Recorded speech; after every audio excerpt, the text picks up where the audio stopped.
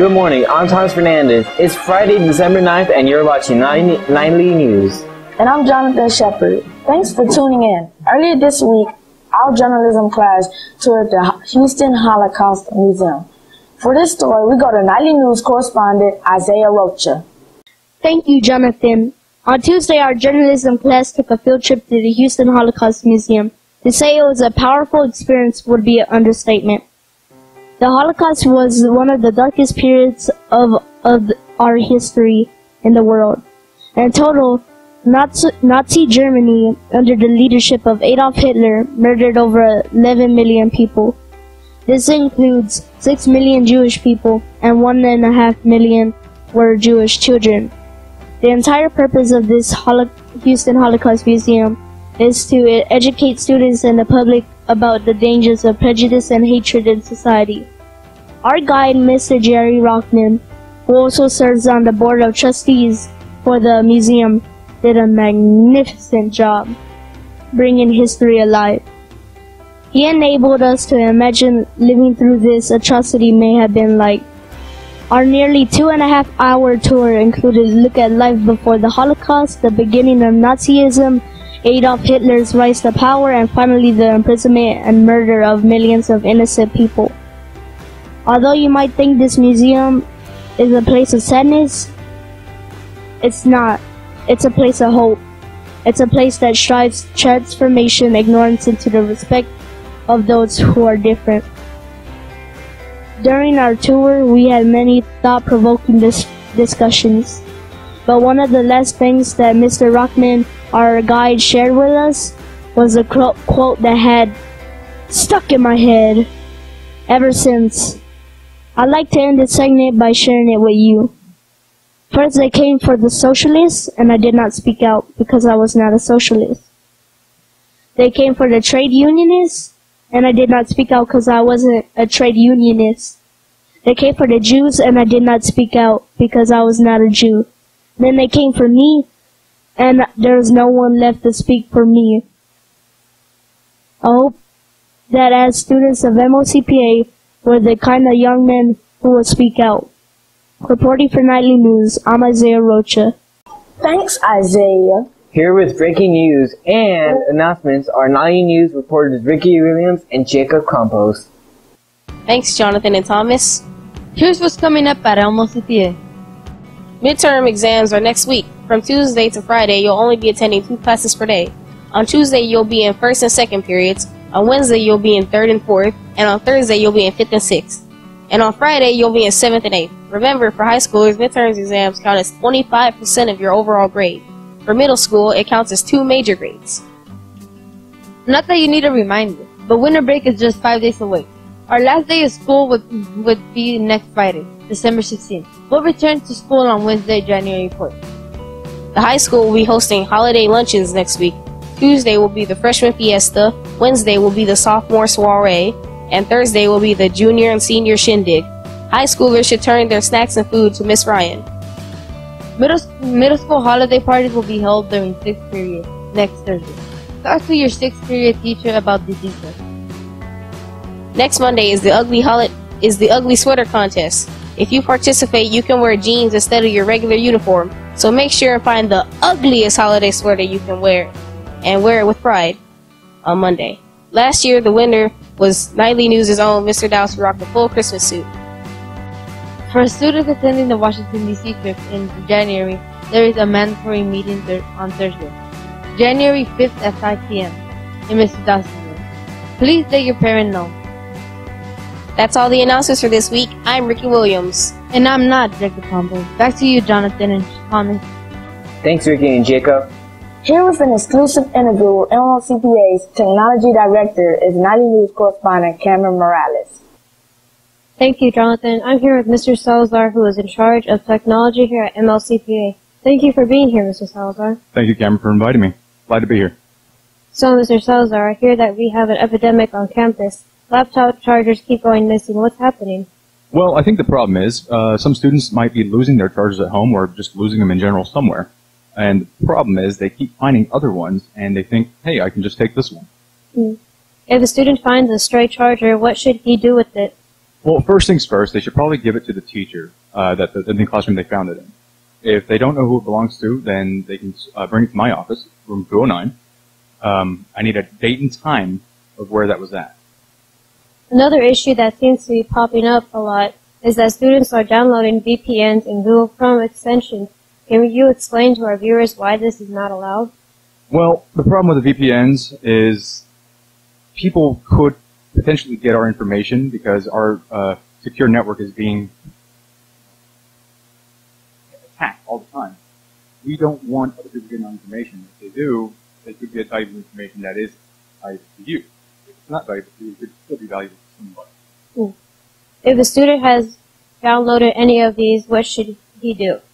Well, to stop anything from happening to their computer, viruses or Trojan malware, stuff like that, just get rid of it now while you can. It's the best bet. So I don't have to re-image your computer, meaning make it like it was fresh when you first got it. Is there anything else you'd like to let our audience know? Yeah, if you find any laptops anywhere, and it's been gone for a while, or just sitting there for a while, make sure you bring it to my office so I can give it back to its rightful owner. Also, on the front of the cases, there's a little slip where you can put your name tag, something in there. Please, put your name in there so people know whose laptop it is. Mr. Salazar, thank you for being here today. I'm Karen Morales, reporting for Nightly News. Back to you, Jonathan and Bryson. Thanks, Cameron. Now to our most popular segment, here's Joke with Mr. Prince. Hey, Vicente, how's it going? Going pretty good, Mr. Prince. How about you? You know, actually, it's not going very well. The other night I was cooking and I started a big fire. Oh, did you call the fire department? Well, I tried to, but my phone was not charged, so I couldn't. Oh, did you use a fire extinguisher? Well, I would have, but I couldn't find it. Oh, I know someone who you should have called. Who's that? Mr. Dowse!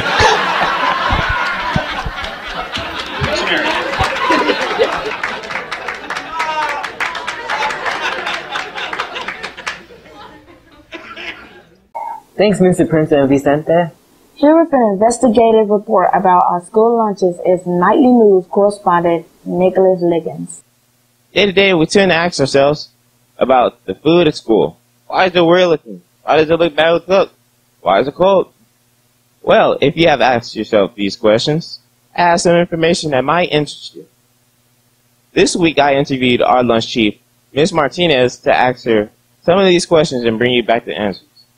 You might be surprised to find out that most of what we eat here is not made here, on campus.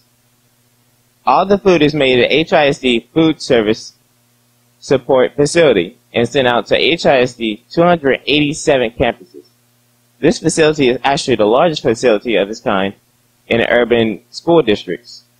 Since most of the food is already made, it's only being reheated here on campus.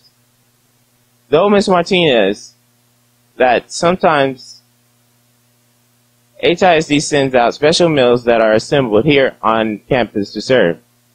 Mrs. Martinez told me HISD Nutrition Services Department makes the food to meet state and federal guidelines. She has also told me that HISD Nutrition Services serves more than 269,000 meals to students every school day.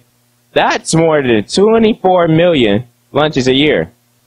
Although we sometimes complain about the food, and even though it's definitely cold, sometimes, Ms. Martinez and her team in the cafeteria do their very best to provide top-notch service to us. When you see them in line today, make sure you give them thanks for the lunch. I'm Nicholas Liggins reporting for Nightly News. Back to you, Thomas and Jenna. Thanks, Nick. Now we know where that delicious food comes from. Here with a sports update with Nightly News reporter Kristen Shearer.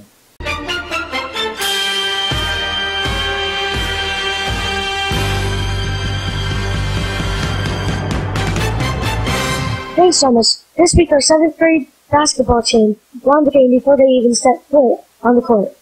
Longville actually forfeited the game, although there's little question to who would have won if we actually got them to play. The 7th grade's record now stands at 3-0. The 8th grade team did play Wednesday night, beating Farmville 36-27. Nick McFarlane scored 11 points. Jalen Williams brought in 9, and big shout out to Carson Smith with multiple assists.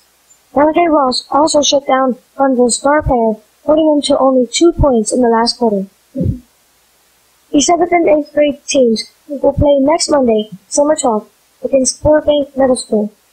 Nightly news will be on the scene to bring you an update. Middle school soccer sports were held this week. They're excited to announce the roster. Playing on the team this year will be Roberto Landaverde, Javier Salas, Joseph Torres, Pedro Bernal, Roman Chavez, Diego Morales, Noel Rios, Miguel Zuniga, Jose Vitorino, Robert Chavez, Britt McKinney, Terrence James, Ryan Boyd, Hylas Wright, Ricardo Garcia, Craig Bolton, Bryant Martinez. That's all for the sports news this week. I'm Christian here. Back to you, Jonathan and Thomas. Thanks, Christian. For our most delicious update of the week, we go to Matthew Hudson. Thanks, Jonathan. Here's the menu update for next week. On Monday, the choices will be cheese pizza, spaghetti and meatballs, and butter and jelly sandwiches. On Tuesday, you'll pick from chicken nachos, cheeseburgers, and southwestern salads. On Wednesday, the choices will be chicken kahuna dolls, Thai chicken, and broccoli yo mein and yogurt, strawberry yogurt. On Thursday, you'll pick from chicken noodle soup, chicken sandwiches, and southwestern salad. We're in the week on Friday with Asian zing wings, mac and cheese, and butter and jelly sandwiches. Reporting from Nightly News, I'm Matthew Hudson. Back to you, Thomas. Thanks, Matthew. That's all we have for this week. I'm Jonathan Shepherd reporting for Nightly News. Thanks for tuning in. And I'm Thomas Fernandez. Remember, there's only 5 days left before winter break. Have a great weekend. The stars at night are big and bright, deep in the heart of Texas.